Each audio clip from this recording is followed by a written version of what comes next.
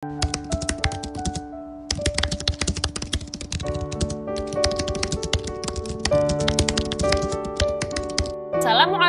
warahmatullahi wabarakatuh. Salam dan bahagia Bapak Ibu Guru Penggerak. Saya Siti Nur Hasanah, calon guru penggerak Angkatan 10 dari SMP Hasbunallah, Kabupaten Tabalong, Provinsi Kalimantan Selatan. Video ini adalah koneksi antar materi Modul 2.1, Pembelajaran Berdiferensiasi. Apa itu pembelajaran berdiferensiasi? Pembelajaran berdiferensiasi adalah usaha guru dalam menyesuaikan proses pembelajaran di kelas untuk memenuhi kebutuhan belajar individu murid.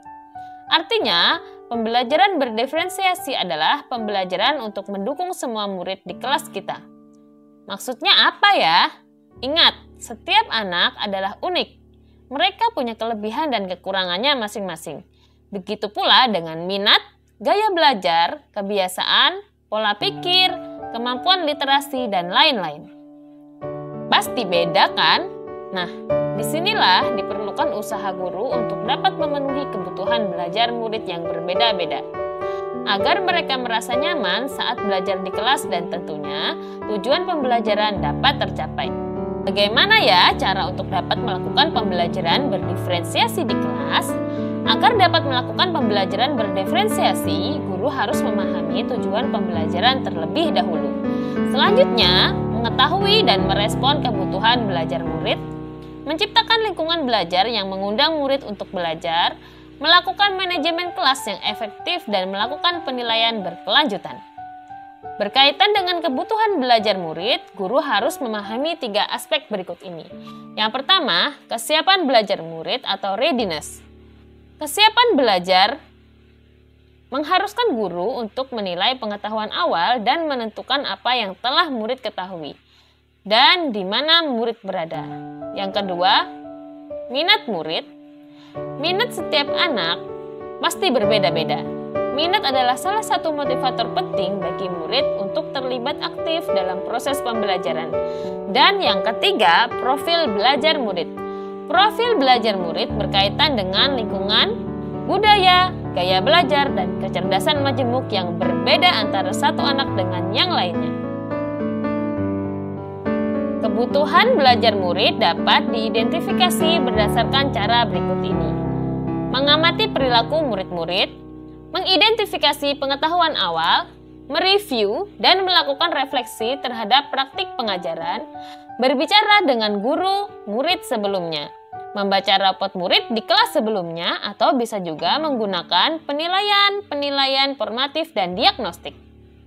Strategi untuk mendiferensiasi pembelajaran bisa dilakukan dengan 3 cara, yaitu diferensiasi konten, proses, dan produk. Guru dapat memilih salah satu atau kombinasi dari ketiganya.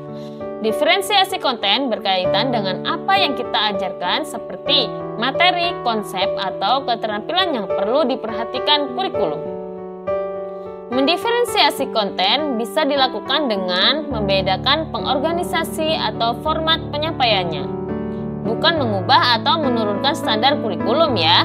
Diferensiasi proses berupa kegiatan yang memungkinkan murid berlatih dan memahami atau memaknai konten dengan cara membedakan proses yang harus dijalani oleh murid.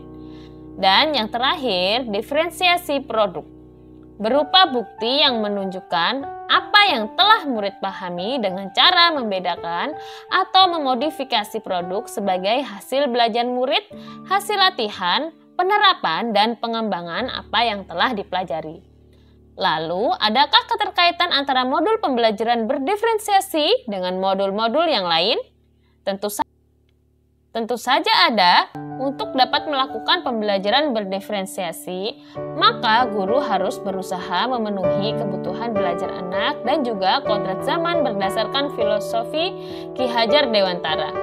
Dalam melakukan pembelajaran berdiferensiasi, seorang guru penggerak harus berpihak pada murid, reflektif, mandiri, kolaboratif, dan juga inovatif untuk dapat menciptakan pembelajaran berdiferensiasi agar dapat memenuhi kebutuhan murid. Dengan demikian, seorang guru penggerak dapat mewujudkan kepemimpinan murid dengan menuntun murid merdeka belajar. Hal ini sesuai dengan nilai dan peran guru penggerak. Selanjutnya, pembelajaran berdiferensiasi pun dapat menjadi salah satu strategi untuk mewujudkan visi guru penggerak yang berpihak pada murid. Dan dalam pelaksanaan pembelajaran berdiferensiasi antara guru dan murid harus ada kesepakatan kelas terlebih dahulu, agar proses pembelajaran dapat berjalan dengan baik sesuai dengan nilai-nilai budaya positif. Demikian pemaparan koneksi antar materi modul 2.1. Semoga menginspirasi dan terima kasih. Salam dan bahagia. Wassalamualaikum warahmatullahi wabarakatuh.